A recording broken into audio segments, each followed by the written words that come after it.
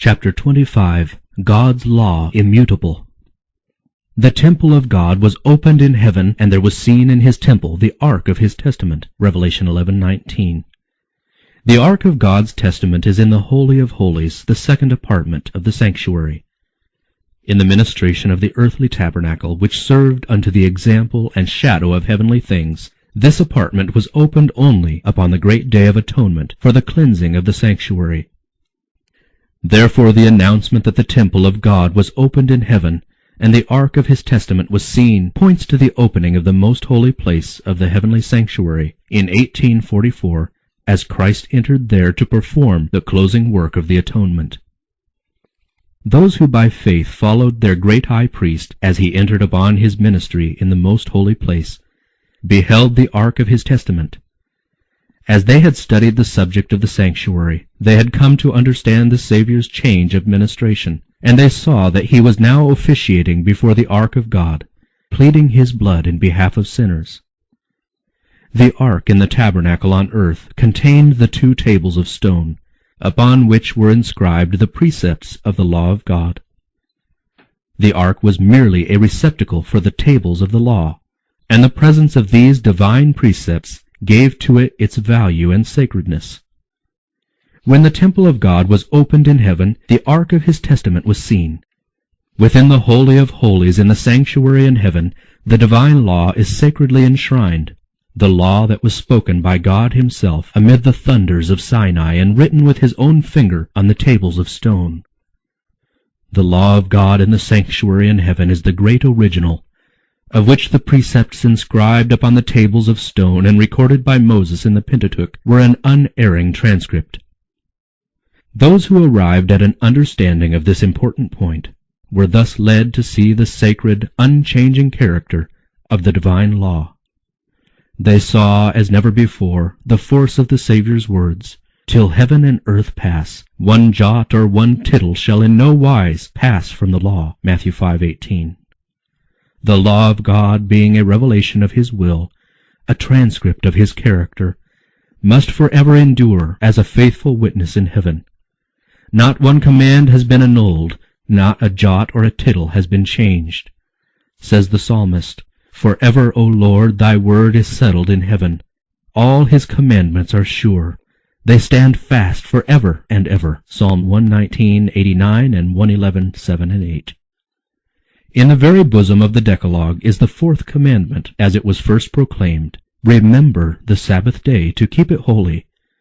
6 days shalt thou labor and do all thy work, but the 7th day is the Sabbath of the Lord thy God.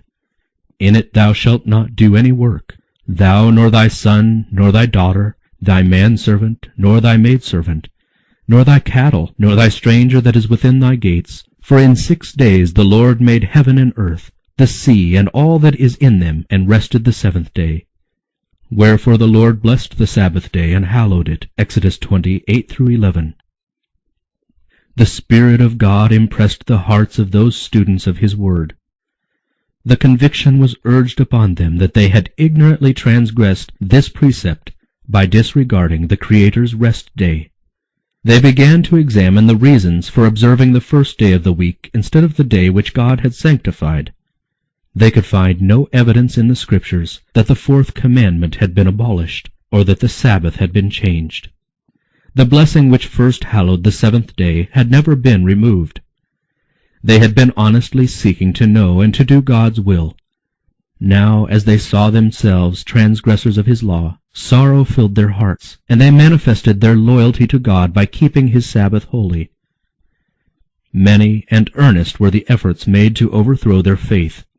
None could fail to see that if the earthly sanctuary was a figure or pattern of the heavenly, the law deposited in the ark on earth was an exact transcript of the law in the ark in heaven, and that an acceptance of the truth concerning the heavenly sanctuary involved an acknowledgment of the claims of God's law and the obligation of the Sabbath of the 4th commandment.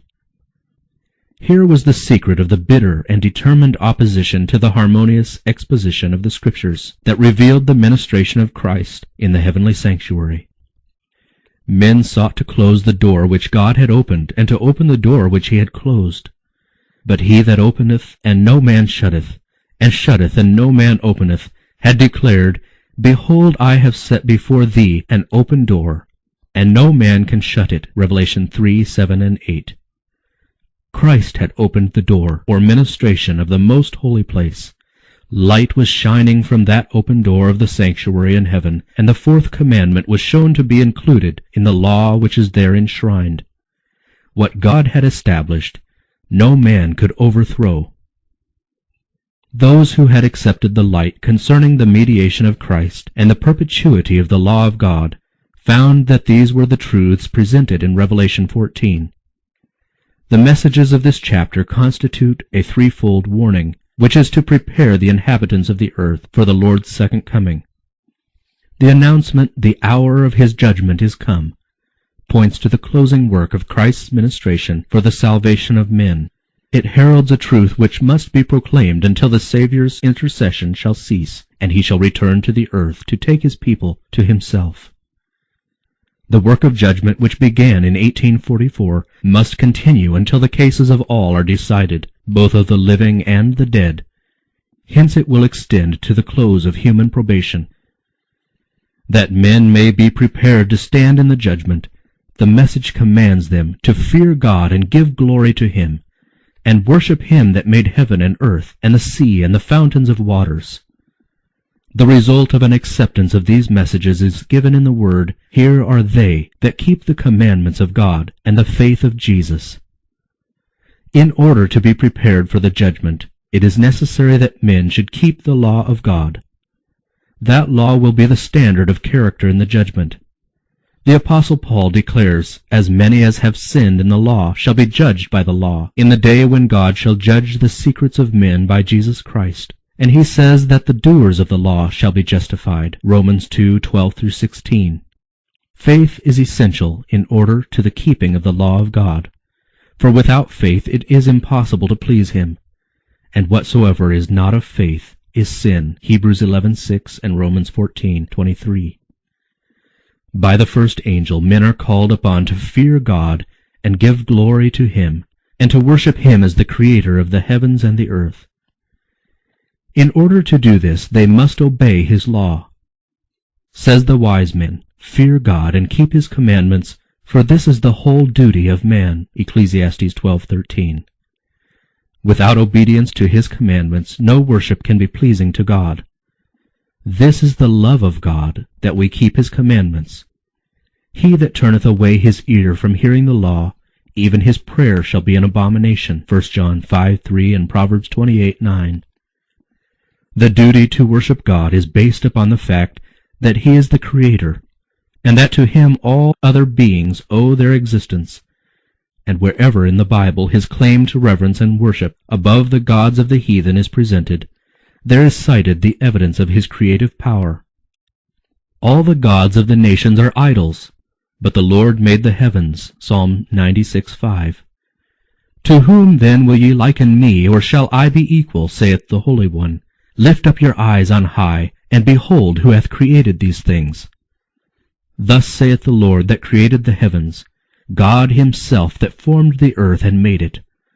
I am the Lord, and there is none else. Isaiah 40:25 and 26, and 45:18. Says the psalmist, Know ye that the Lord, he is God. It is he that hath made us, and not we ourselves.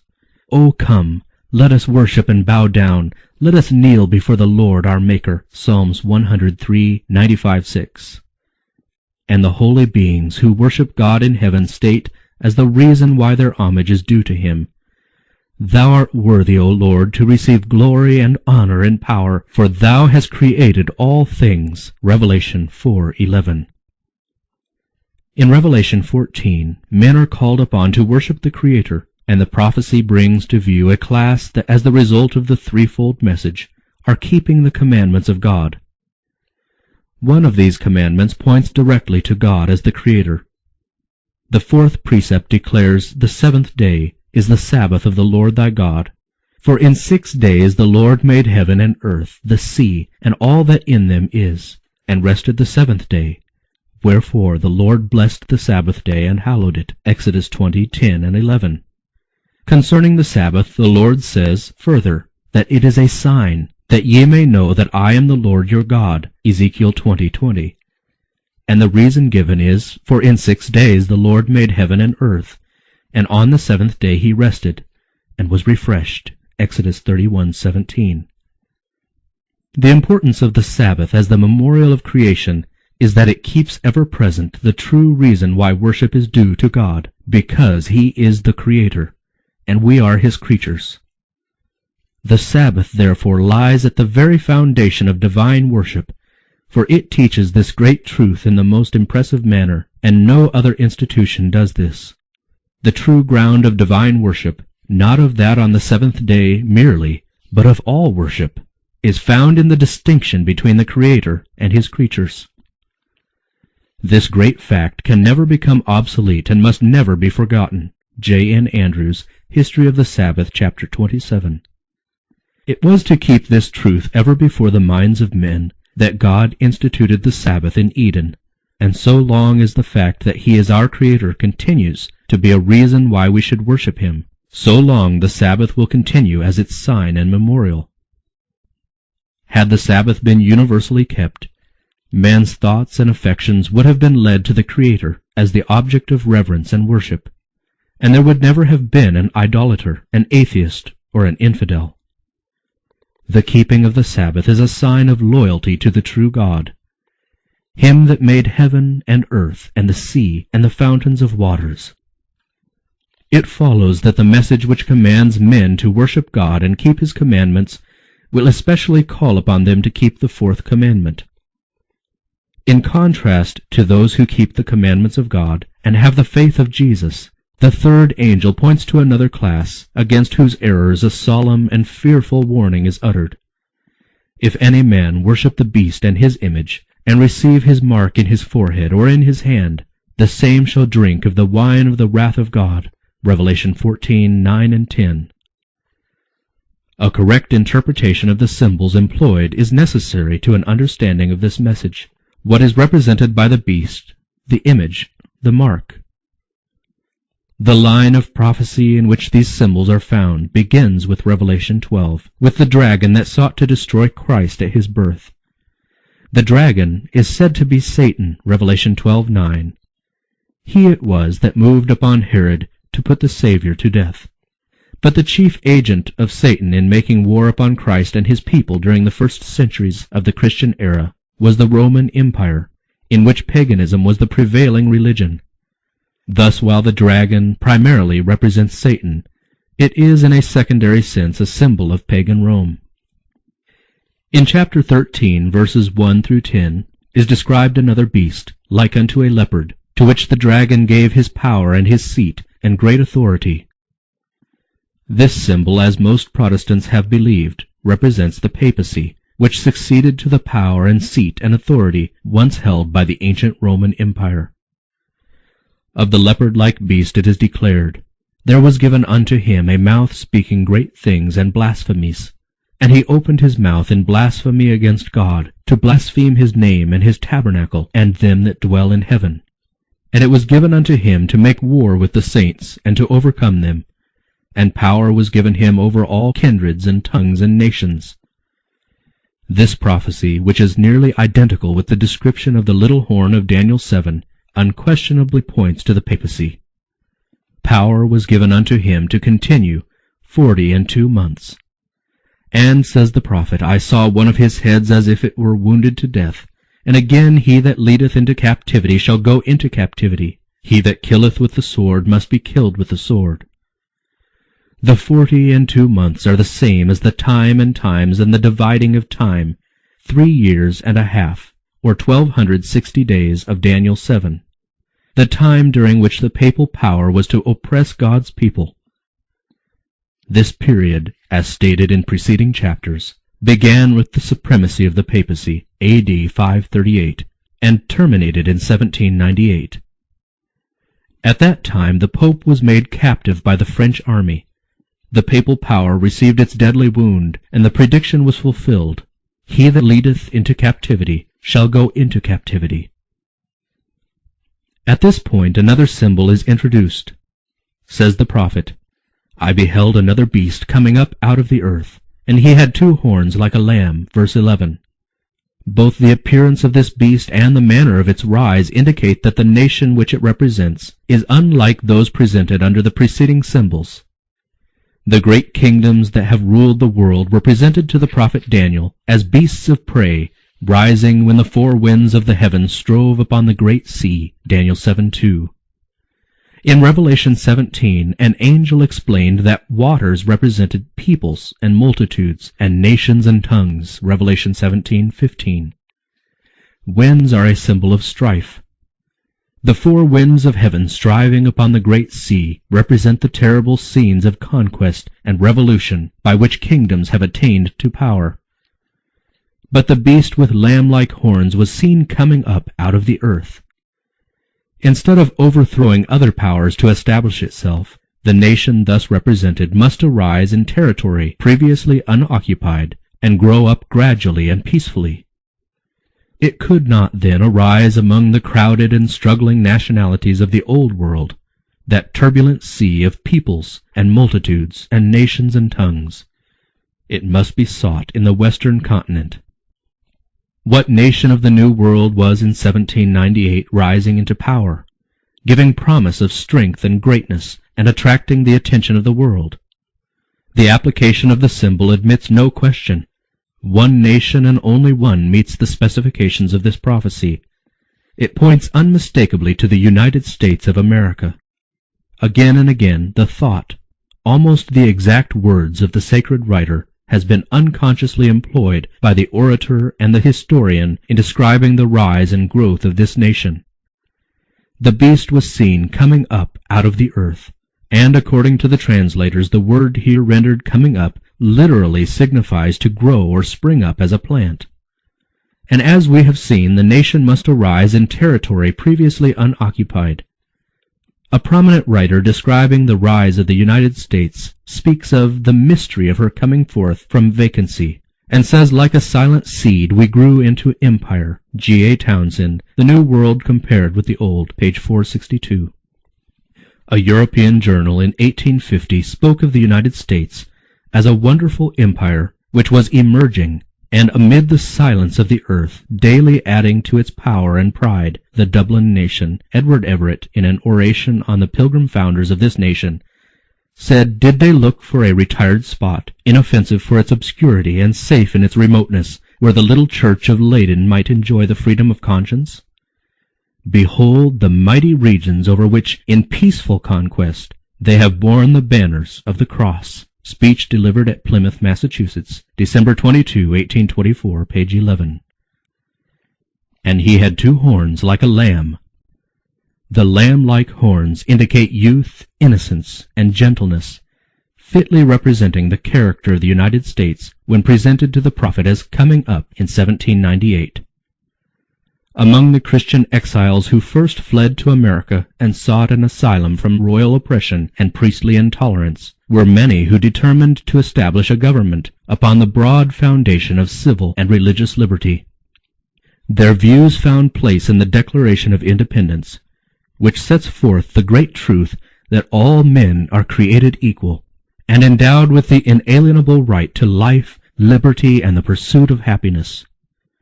And the Constitution guarantees to the people the right of self-government, providing that representatives elected by the popular vote shall enact and administer the laws.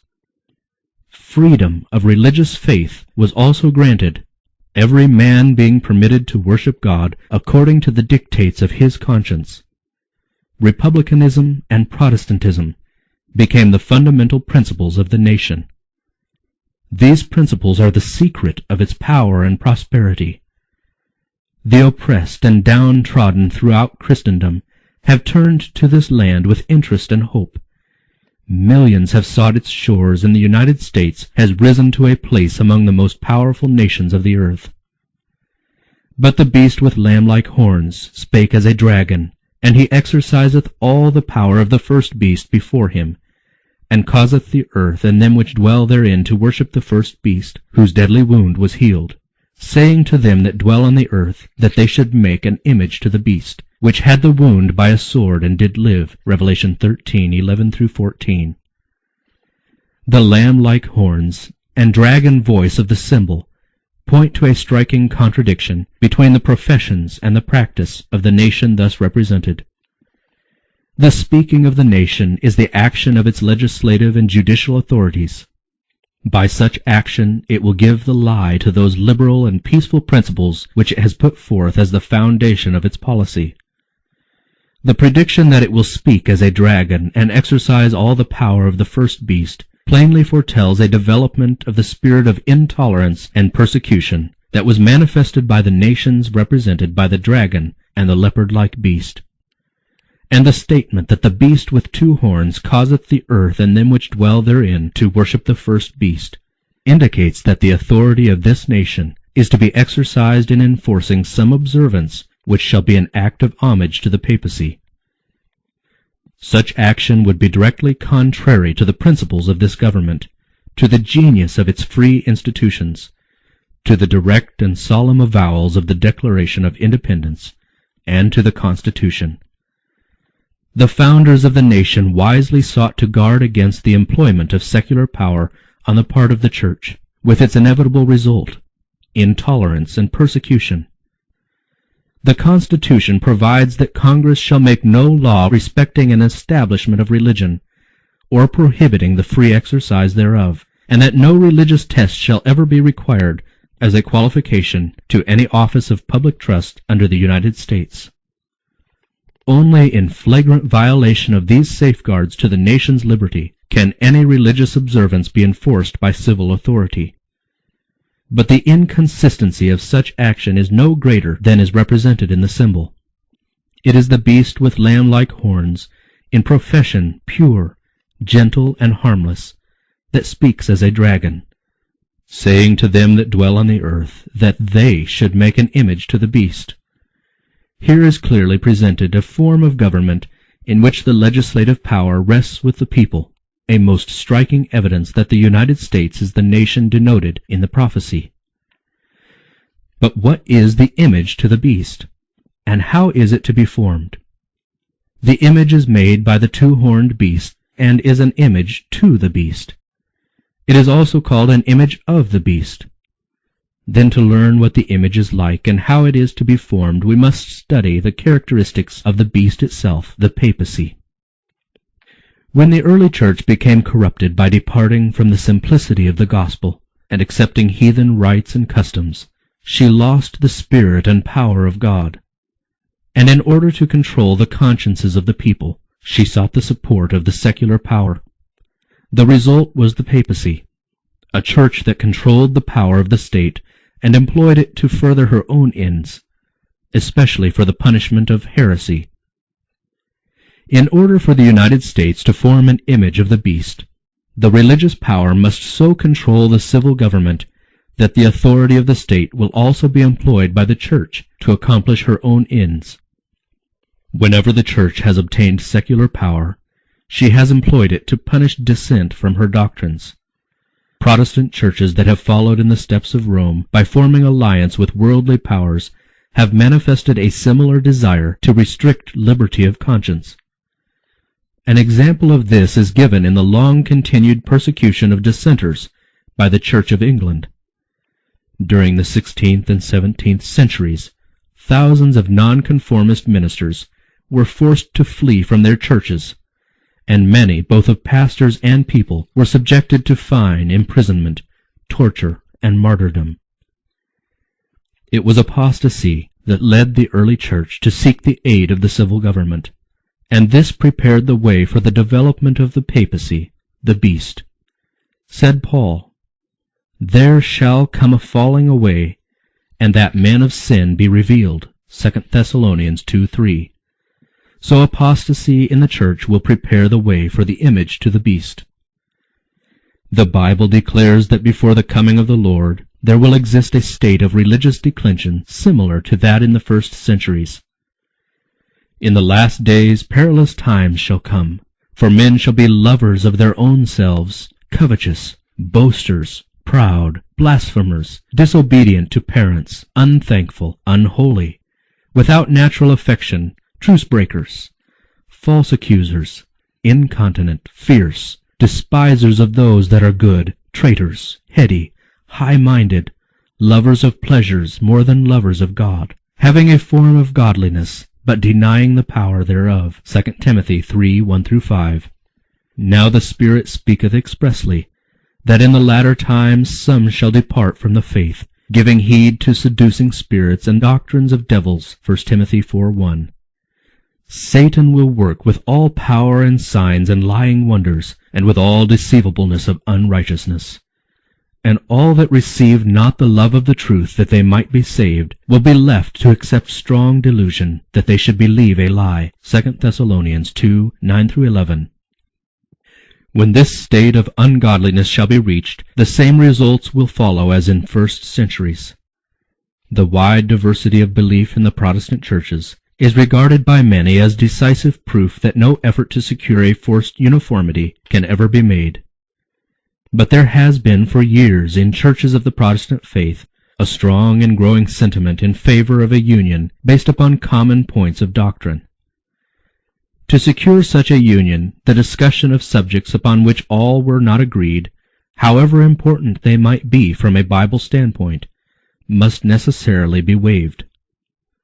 Charles Beecher, in a sermon in the year 1846, declared that the ministry of the evangelical Protestant denominations is not only formed all the way up under a tremendous pressure of merely human fear, but they live and move and breathe in a state of things radically corrupt, and appealing every hour to every baser element of their nature to hush up the truth, and bow the knee to the power of apostasy. Was not this the way things went with Rome? Are we not living her life over again? And what do we see just ahead? Another General Council, a World's Convention, Evangelical Alliance, and Universal Creed. Sermon on the Bible, A Sufficient Creed, delivered at Fort Wayne, Indiana, February 22, 1846. When this shall be gained, then, in the effort to secure complete uniformity, it will be only a step to the resort to force. When the leading churches of the United States, uniting upon such points of doctrine as are held by them in common, shall influence the state to enforce their decrees and to sustain their institutions, then Protestant America will have formed an image of the Roman hierarchy, and the infliction of civil penalties upon dissenters will inevitably result. The beast with two horns causeth or commands all, both small and great, rich and poor, free and bond, to receive a mark in their right hand or in their foreheads, and that no man might buy or sell, save he that had the mark, or the name of the beast, or the number of his name. Revelation 13:16 and 17. The third angel's warning is, if any man worship the beast and his image, and receive his mark in his forehead or in his hand, the same shall drink of the wine of the wrath of God. The beast mentioned in this message, whose worship is enforced by the two-horned beast, is the first or leopard-like beast of Revelation 13, the papacy. The image to the beast represents that form of apostate Protestantism which will be developed when the Protestant churches shall seek the aid of the civil power for the enforcement of their dogmas. The mark of the beast still remains to be defined. After the warning against the worship of the beast and his image, the prophecy declares, "Here are they that keep the commandments of God and the faith of Jesus." Since those who keep God's commandments are thus placed in contrast with those that worship the beast and his image and receive his mark, it follows that the keeping of God's law, on the one hand, and its violation on the other, will make the distinction between the worshippers of God and the worshippers of the beast. The special characteristics of the beast, and therefore of his image, is the breaking of God's commandments. Says Daniel of the little horn, the papacy, "He shall think to change times and the law," Daniel 7:25, Revised Version.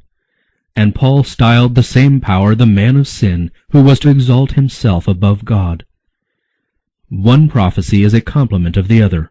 Only by changing God's law could the papacy exalt itself above God. Whoever should understandingly keep the law as thus changed would be giving supreme honor to that power by which the change was made. Such an act of obedience to papal laws would be a mark of allegiance to the Pope in the place of God. The papacy has attempted to change the law of God. The second commandment, forbidding image worship, has been dropped from the law, and the fourth commandment has been so changed as to authorize the observance of the first instead of the seventh as the Sabbath day. But papists urge, as a reason for omitting the second commandment, that it is unnecessary, being included in the first, and that they are giving the law exactly as God designed it to be understood.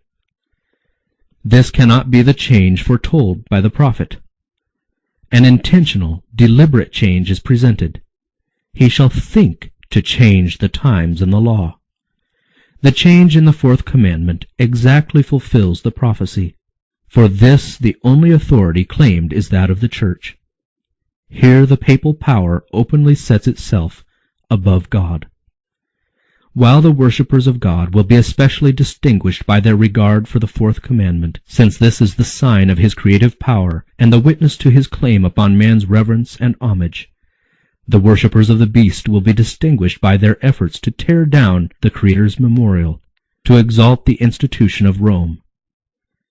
It was in behalf of the Sunday that Popery first asserted its arrogant claims, and its first report to the power of the state was to compel the observance of Sunday as the Lord's Day. But the Bible points to the seventh day and not to the first as the Lord's Day. Said Christ, "The Son of Man is Lord also of the Sabbath." The fourth commandment declares the seventh day is the Sabbath of the Lord, and by the prophet Isaiah the Lord designates it my holy day, Mark 2:28 and Isaiah 58:13. The claim so often put forth that Christ changed the Sabbath is disproved by his own words. In his Sermon on the Mount he said, "Think not that I am come to destroy the law or the prophets. I am not come to destroy, but to fulfill. For verily I say unto you, till heaven and earth pass, one jot or one tittle shall in no wise pass from the law, till all be fulfilled. Whosoever therefore shall break one of these least commandments, and shall teach men so, he shall be called the least in the kingdom of heaven. But whosoever shall do and teach them, the same shall be called great in the kingdom of heaven." Matthew 5:17-19. It is a fact generally admitted by Protestants that the Scriptures give no authority for the change of the Sabbath. This is plainly stated in publications issued by the American Tract Society and the American Sunday School Union. One of these works acknowledges the complete silence of the New Testament so far as any explicit command for the Sabbath, Sunday, the first day of the week, or definite rules for its observance are concerned. George Eliot, The Abiding Sabbath, page 184. Another says, up to the time of Christ's death, no change had been made in the day, and so far as the record shows, they, the apostles, did not give any explicit command enjoining the abandonment of the seventh-day Sabbath and its observance on the first day of the week. A. E. Waffle, The Lord's Day, pages 186-188. Roman Catholics acknowledge that the change of the Sabbath was made by their Church, and declare that Protestants, by observing the Sunday, are recognizing her power. In the Catholic Catechism of Christian Religion, in answer to a question as to the day to be observed in obedience to the fourth commandment, this statement is made. During the Old Law, Saturday was the day sanctified, but the Church, instructed by Jesus Christ and directed by the Spirit of God, has substituted Sunday for Saturday. So now we sanctify the first, not the seventh day. Sunday means and now is the day of the Lord. As the sign of the authority of the Catholic Church, Papist writers cite the very act of changing the Sabbath into Sunday, which Protestants allow of, because by keeping Sunday they acknowledge the Church's power to ordain feasts and to command them under sin. Henry Tuberville, An Abridgment of the Christian Doctrine, page 58. What then is the change of the Sabbath, but the sign or mark of the authority of the Roman Church, the mark of the beast? The Roman Church has not relinquished her claim to supremacy, and when the world and the Protestant churches accept a Sabbath of her creating while they reject the Bible Sabbath, they virtually admit this assumption. They may claim the authority of tradition and of the Fathers for the change, but in so doing they ignore the very principle which separates them from Rome, that the Bible and the Bible only is the religion of Protestants. The papist can see that they are deceiving themselves, willingly closing their eyes to the facts in the case. As the movement for Sunday enforcement gains favor, he rejoices, feeling assured that it will eventually bring the whole Protestant world under the banner of Rome. Romanists declare that the observance of Sunday by the Protestants is an homage they pay, in spite of themselves, to the authority of the Catholic Church. Manager Seguer Plain Talk About the Protestantism of Today, page 213. The enforcement of Sunday-keeping on the part of Protestant churches is an enforcement of the worship of the papacy, of the beast.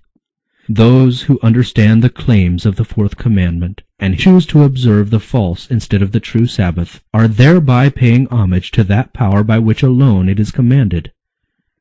But in the very act of enforcing a religious duty by secular power, the churches would themselves form an image to the beast. Hence the enforcement of Sunday-keeping in the United States would be an enforcement of the worship of the beast and his image. But Christians of past generations observed Sunday, supposing that in doing so they were keeping the Bible Sabbath. And there are now true Christians in every church, not excepting the Roman Catholic Communion, who honestly believe that Sunday is the Sabbath of divine appointment. God accepts their sincerity of purpose and their integrity before Him. But when Sunday observance shall be enforced by law, and the world shall be enlightened concerning the obligation of the true Sabbath, then whoever shall transgress the command of God to obey a precept which has no higher authority than that of Rome will thereby honor popery above God. He is paying homage to Rome and to the power which enforces the institution ordained by Rome. He is worshipping the beast and his image. As men then reject the institution which God has declared to be a sign of His authority, and honor in its stead that which Rome has chosen as the token of her supremacy, they will thereby accept the sign of allegiance to Rome, the mark of the beast. And it is not until the issue is thus plainly set before the people, and they are brought to choose between the commandments of God and the commandments of men, that those who continue in transgression will receive the mark of the beast. The most fearful threatening ever addressed to mortals is contained in the third angel's message. That must be a terrible sin which calls down the wrath of God unmingled with mercy. Men are not to be left in darkness concerning this important matter. The warning against this sin is to be given to the world before the visitation of God's judgments, that all may know why they are to be inflicted, and have opportunity to escape them. Prophecy declares that the first angel would make his announcement to every nation, and kindred, and tongue, and people. The warning of the third angel, which forms a part of the same threefold message, is to be no less widespread. It is represented in the prophecy as being proclaimed with a loud voice by an angel flying in the midst of heaven, and it will command the attention of the world. In the issue of the contest of all Christendom will be divided into two great classes, those who keep the commandments of God in the faith of Jesus, and those who worship the beast and his image and receive his mark. Although church and state will unite their power to compel all, both small and great, rich and poor, free and bond, Revelation 13:16, to receive the mark of the beast, yet the people of God will not receive it. The prophet of Patmos beholds them that had gotten the victory over the beast, and over his image, and over his mark, and over the number of his name, stand on the sea of glass, having the harps of God, and singing the song of Moses and the Lamb. Revelation 15:2 and 3.